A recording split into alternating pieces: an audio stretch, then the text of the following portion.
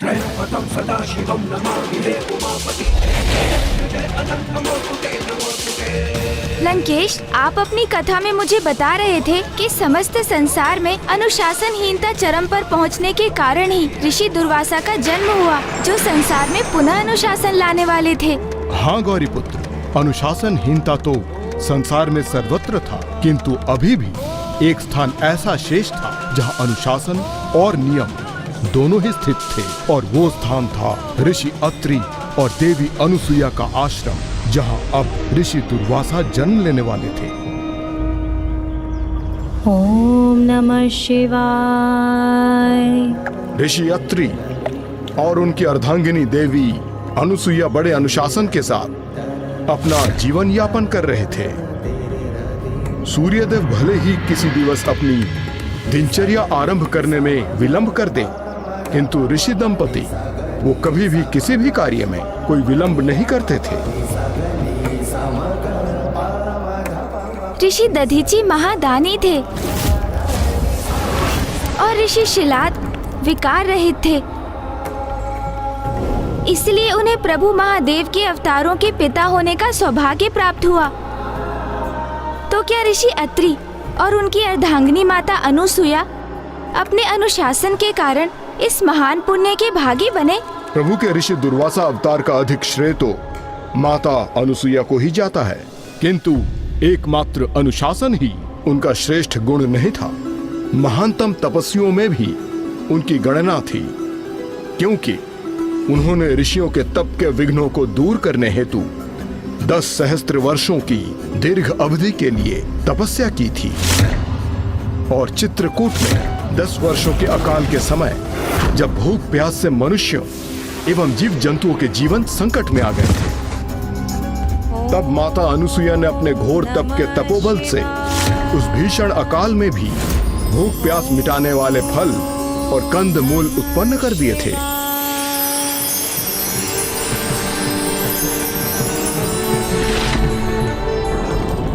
उनके द्वारा उत्पन्न फलों से ही चित्रकूट नष्ट होने से रक्षित हुआ। अद्भुत। तो लंकेश, क्या यही कारण था कि प्रभु महादेव ने उनके पुत्र के रूप में अपना अगला अवतार लिया? नहीं गौरी पुत्र, ये तो उनकी महानता का आरंभ मात्र था।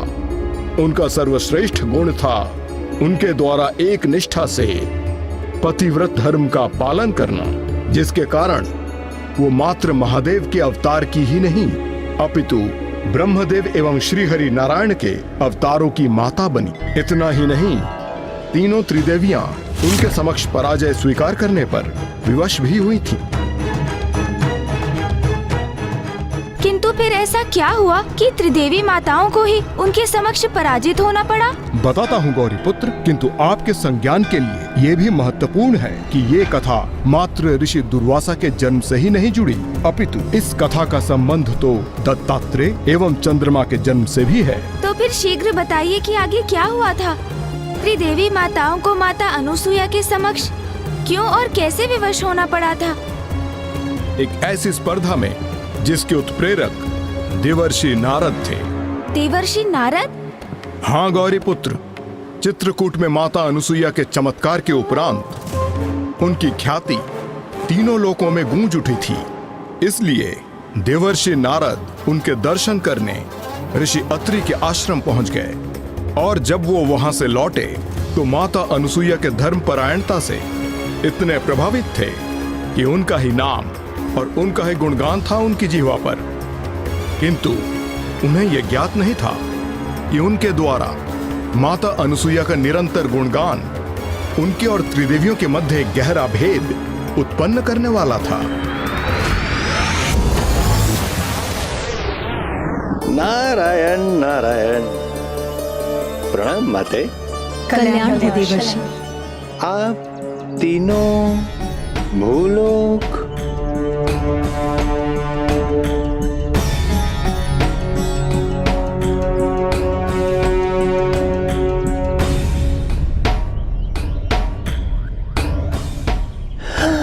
नारायण नारायण। समझ गया। मेरे मुख से माता अनुसुईया की प्रशंसा सुनकर अब माता अनुसुईया के दर्शन हेतु अधीर हो गए, है ना? देवर्षि, आप करती भी क्या माते? माता अनसुया की महिमा, उनका तपोबल। नहीं देवर्षि, रुक जाइए। अब पुनः देवी अनुसुईया की श्रेष्ठता की कथा सुनना कठिन है हमारे लिए, क्योंकि आप तो उनकी महिमा का बखान सहस्त्र बार कर चुके हैं। अब मैं क्या करूं माते? जितना भी उनका बखान करूं, जितनी भी प्रशंसा करूं, ऐसा प्रतीत होता है कि कमी है। और जब उनके स्वयं दर्शन कर चुका हूं मैं, तत्पश्चात मुझे विश्वास हो गया है कि समुच्चय ब्रह्मांड में माता अनसुया जैसी पतिव्रता नारी और कोई नहीं। देवर्षि नारद, कदाचित आप कुछ भूल तो नहीं रहे हैं ना? आहा, हमारे ही समक्ष हमें भूलकर आप देवी अनुसुईया को सर्वश्रेष्ठ पत्नीव्रता घोषित कर रहे हैं। नारायण नारायण, आप तीनों को मैं कैसे भूल सकता हूँ माते? और ये भी कैसे भूल सकता हूँ कि आप तीनों का पतिव्रत्या श्रेष्ठतम तो है ही, किंतु माता अनसुया की श्रेष्ठता भी आपके समकक्ष ही है। ये कैसा अनुचित कथन है आपका देवर्षि? आप हमारी तुलना देवी अनुसुईया से कर रहे हैं। नारायण नारायण, ये कैसी भूल कर दी मैंने? कैसे भूल गया कि एक नारी के समक्ष दूसरी नारी की प्रशंसा करना मुझे संकट में डाल सकता है। जगत के समक्ष श्रेष्ठ धर्म निष्ठा का जो हम उदाहरण प्रस्तुत करती हैं, उसे कैसे भूल गए आप देवर्षि? क्षमा कीजिए माता, क्षमा। अति उत्साह में कुछ अति प्रशंसा कर गया मैं, कुछ भी बोल गया मैं, क्षमा कीजिए माता। आपके समक्ष माता अनसुया की तुलना में कैसे कर सकता हूँ? आप तो सुख, समृद्धि और ज्ञान की स्तोत्र है। इस समस्त सृष्टि में जो कुछ भी है, आप ही से तो है। स्वयं माता अनसुया का अस्तित्व भी।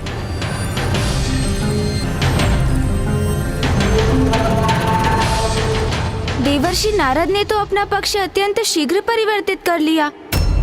माता अनुसुईया की प्रशंसा करते करते वो त्रिदेवी माताओं की प्रशंसा भी करने लगे। प्रशंसा तो उनके मुख में थी, किंतु उनके मन में तो एक योजना उपज रही थी। योजना? देवर्षि नारद कैसी योजना रच रहे थे लंकेश?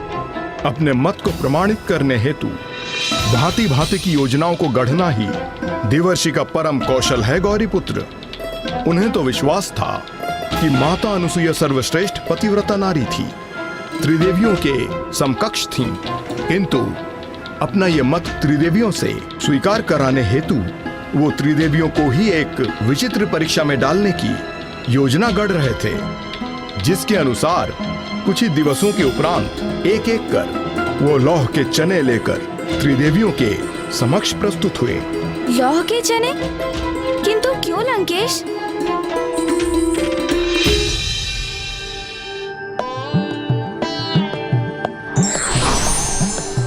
राम माते।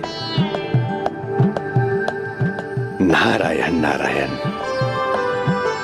माते, अनेक दिवसों से आपके हाथों के स्वादिष्ट पकवान का आनंद प्राप्त नहीं हुआ। क्योंकि बहुत दिवसों के उपरांत ही आपको इस माता का स्मरण हुआ है देवर्षि नारद। इन दिवसों तो आप मात्र देवी अनुसुईया के ही गुणगान में व्यस्त रहते हैं। ना ना ना ना, नारायण नारायण, ऐसा कुछ नहीं है माते, ऐसा कुछ नहीं है। सत्य तो ये है माँ कि भूख लगते ही आपका सर्वाधिक प्रिय पुत्र आपके पास, अर्थात संसार में अपनी सर्वाधिक प्रिय माता के पास चला आया। ये चने हैं, यदि आप इसे उबाल लें। अवश्य देवर्षि। किंतु किसी भी दिव्य शक्ति का प्रयोग किए बिना। माते, आप चने उबाल के रखिए, मैं संध्या वंदन करके आता हूँ। नारायण नारायण।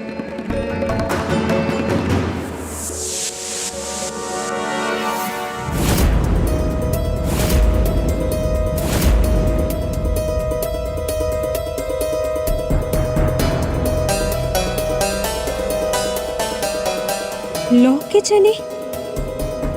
ये तो लोहे के हैं। इन्हें कैसे पकाया जा सकता है? ये चने हैं, यदि आप इसे उबाल दें, किंतु किसी भी दिव्य शक्ति का प्रयोग किए बिना।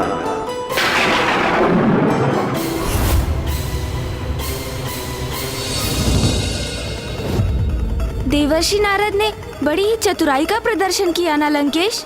तीनों माताओं को अपनी सर्वाधिक प्रिय माता कहा और तीनों को ही लौह के चने उबालने के लिए दे आए। ये चतुराई नहीं थी गौरी पुत्र, अपितु कुछ अधिक ही चतुर बनने का प्रयास था उनका।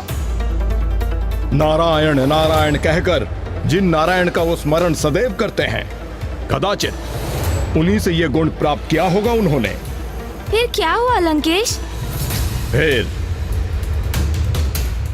देवी पार्वती वो देवी सरस्वती, आपके पुत्र ने तो मुझे दुविधा में ही डाल दिया है। उन्होंने मुझसे कहा कि उन्हें भूख लगी है और मैं उनकी सर्वाधिक प्रिय माता हूँ और उनके भोजन हेतु उनके लिए ये चने उबाल दूं। अच्छा, देवर्षि ने तो मुझे भी सर्वाधिक प्रिय माता पुकार कर लोहे के चने थमा गए। और उन्होंने तो मेरे साथ भी ऐसा ही किया है।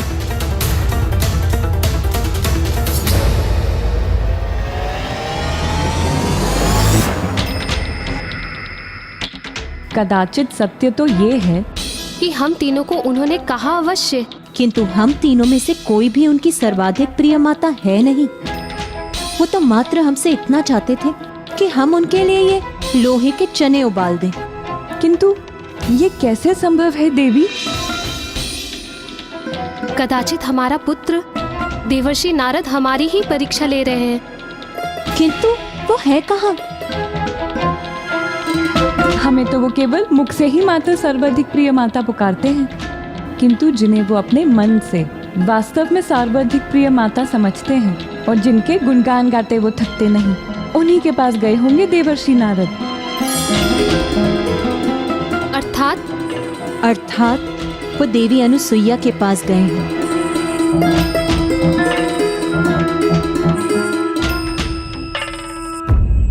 नारायण नारायण।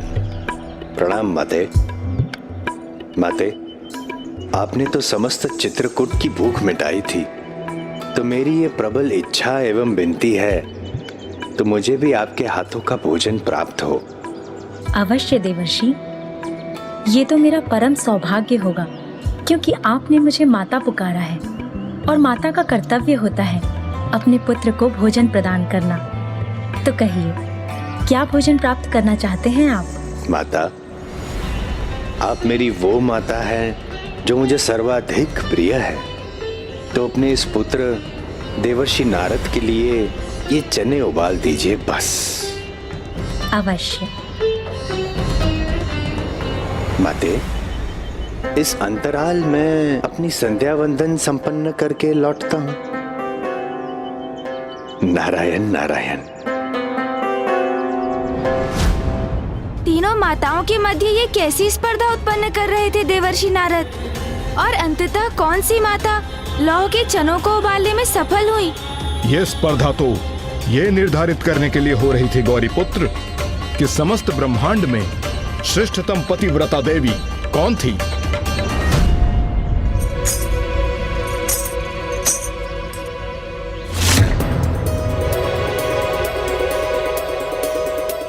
आप तो संध्या वंदन करने गए थे ना देवर्षि नारद?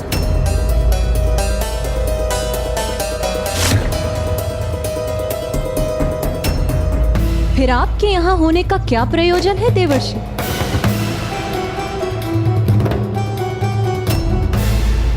वो भी आपके सर्वाधिक प्रिय माता देवी अनुसुईया के आश्रम के निकट।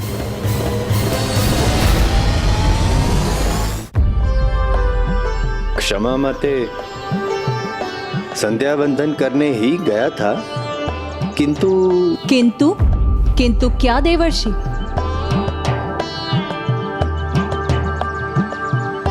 किंतु संध्या वंदन के पूर्व, संध्या वंदन के पश्चात, मध्य में विश्राम हेतु रुक गया था मैं। और आपके विश्राम का स्थान था देवी अनुसुईया का आश्रम।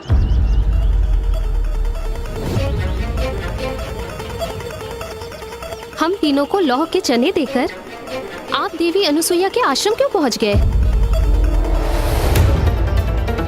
और हमसे ये कैसी अनुचित अपेक्षा थी आपको कि हम आपके लिए ये लौह के चने उबाल देंगी? हम हमारी दिव्य शक्ति से उन्हें उबलो चनों में आवर्षित परिवर्तित कर सकती थी, किंतु आपने ही तो हमें उन्हें हमारी दिव्य शक्ति के बिना उबालने की अवस्था में रखा था। तो फिर आप हमारी ये परीक्षा क्यों ले रहे हैं? हम इन लोहे के चनों को उबालकर कैसे दें आपको? अब उसकी आवश्यकता नहीं है माते। जो लोह के चने थे वो तो उबल चुके हैं। माता अनसुया ने वो लोह के चने उबाल दिए।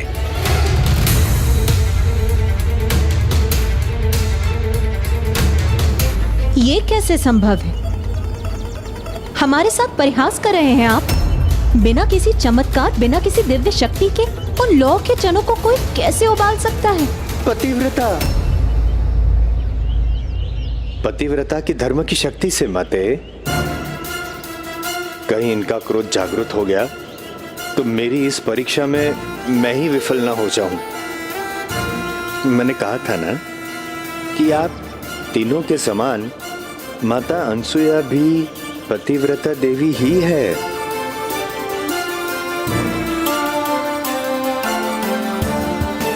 नहीं, विश्वास नहीं हो रहा है माते।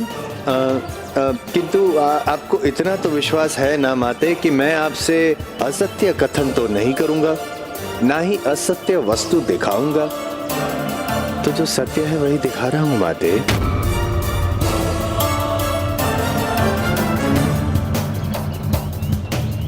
ये चने देखिए माते, जो चने लोह के थे वो अब कोमल हो गए हैं।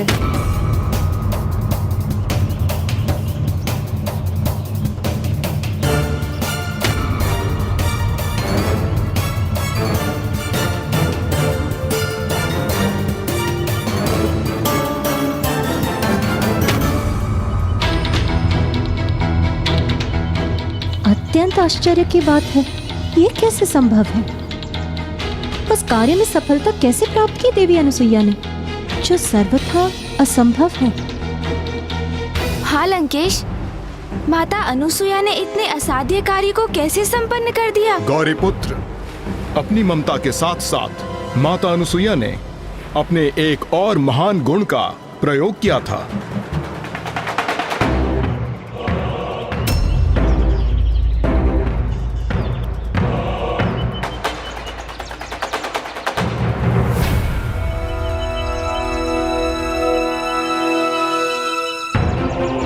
माता अनसुया इन लोह के चनों को देखकर अवश्य स्तब्ध रह जाएगी।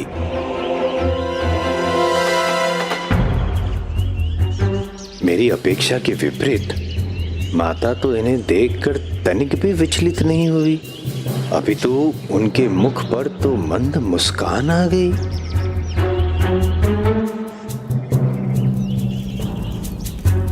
स्वामी,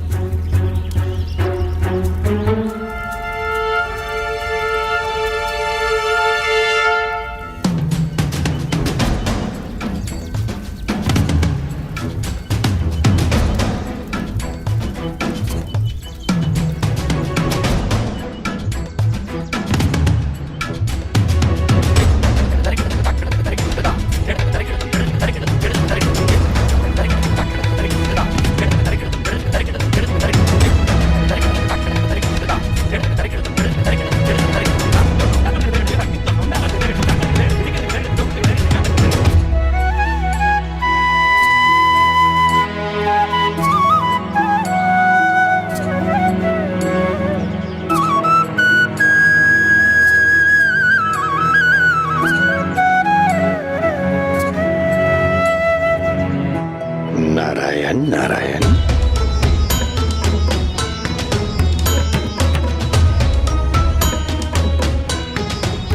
माता के पतिव्रता होने का ये प्रथम एवं अत्यंत उत्तम उदाहरण है। अपने स्वामी के आने के पूर्व ही उनको उनके आने का आभास हो गया। और उतना ही नहीं, गृह प्रवेश करने से पूर्व ही माता स्वयं जल का पात्र लेकर उनके चरण धोने के लिए प्रस्तुत हो गई। नारायण नारायण। लीजिए स्वामी, जल ग्रहण कीजिए।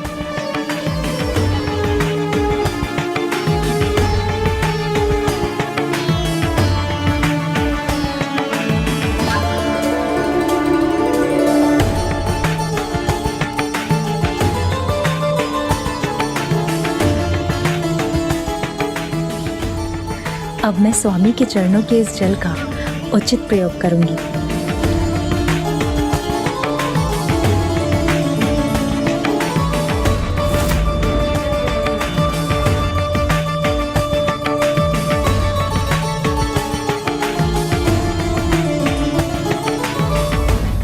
हे प्रभु, इस पतिव्रत मुझे शीघ्र अपना संध्या वंदन पूर्ण कर इन दिव्य चनों का आहार करने के लिए लौटना चाहिए। अर्थात माता अनुसुया ने अपने पतिव्रत धर्म की श्रेष्ठतम शक्ति को प्रमाणित कर दिया। किंतु त्रिदेवियां तो अभी भी इसका विश्वास करने के लिए तैयार नहीं थी और इसी कारण वो एक बहुत बड़ी असफलता का सामना करने जा रही थी और इसमें भी देवर्षि नारद की चतुराई का ही योगदान था। अद्भुत। नारायण नारायण। ज्ञात था मुझे कि माता अनसुया का पतिव्रत्य एवं सतीत्व सर्वश्रेष्ठ है, संसार में सर्वश्रेष्ठ है।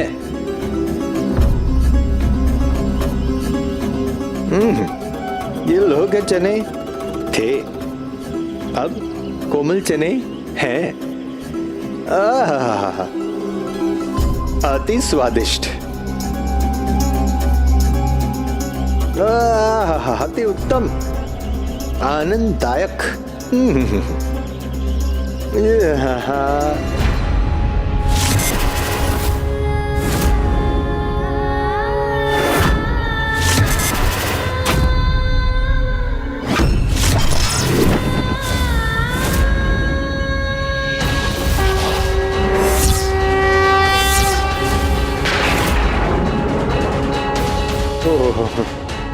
माता पार्वती में तो मुझे माता दुर्गा की छवि दिखाई दी।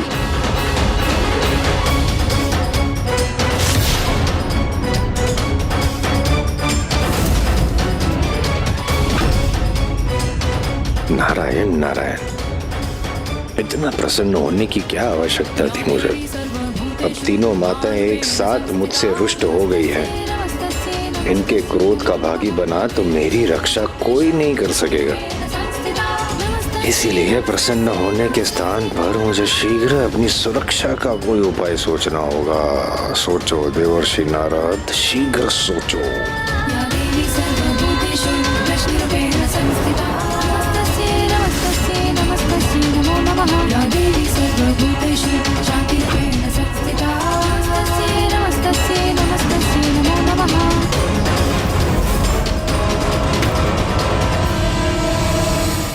क्षमा क्षमा माते, क्षमा माता। मैं अबोध बालक हूँ, अज्ञानी बालक हूँ, आपका प्रिय बालक हूँ। कदाचित इसीलिए माता अनसुया के पतिव्रत धर्म की महिमा और तपोबल से मैं प्रभावित हो गया। क्षमा कीजिए और कृपा एक कार्य कीजिए। आप स्वयं ही माता अनसुया के पतिव्रता धर्म की परीक्षा ले लीजिए।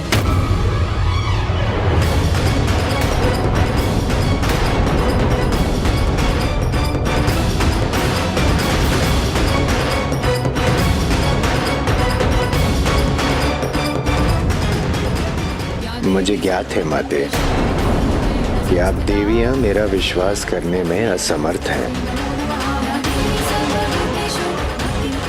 किंतु अपने स्वामियों पर तो आपको विश्वास है ना?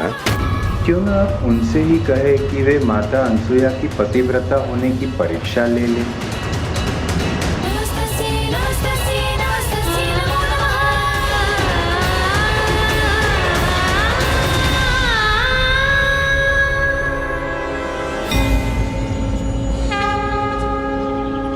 उचित उपाय सूझ गया है मुझे।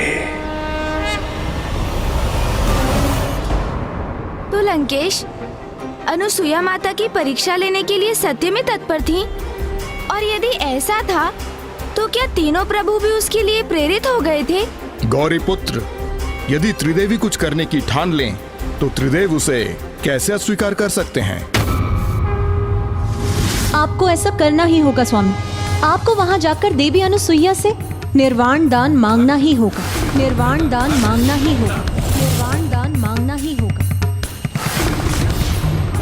निर्वाण भिक्षा अर्थात वस्त्रहीन होकर एक भिक्षुक को दान देना। आप इसकी गंभीरता क्यों नहीं समझ रही हैं देवी? एक पतिव्रता स्त्री के लिए ऐसा करना असंभव है। यही तो देखना है स्वामी।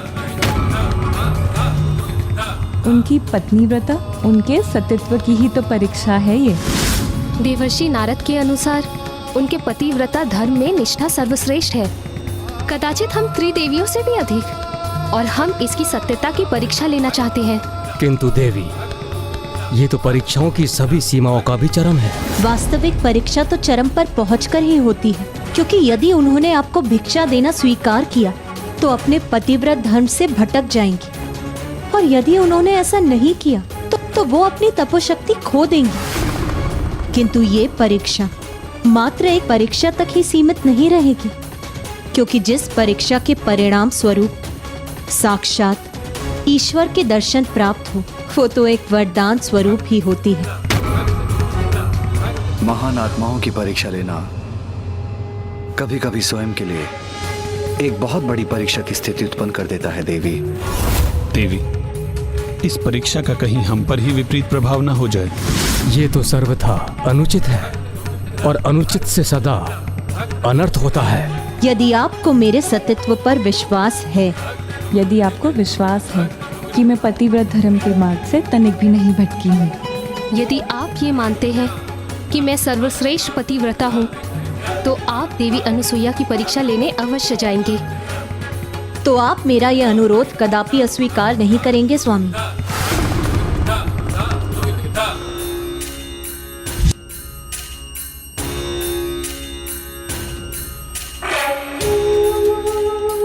देवी, मेरी दृष्टि में आप सदैव सर्वश्रेष्ठ थी, और सदा सर्वश्रेष्ठ ही रहेंगी आप। आपकी श्रेष्ठता पर मुझे तनिक भी संदेह नहीं है देवी, इसलिए आपका यह निवेदन मैं अवश्य स्वीकार करूंगा।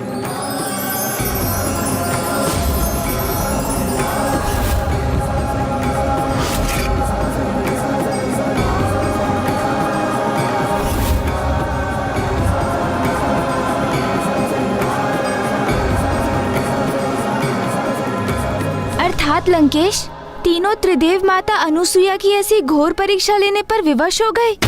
हाँ गौरी पुत्र, अन्य कोई विकल्प ही नहीं था उनके समक्ष। शीघ्र ही उन्हें देवी अनुसुईया की परीक्षा लेने के लिए प्रस्थान करना था।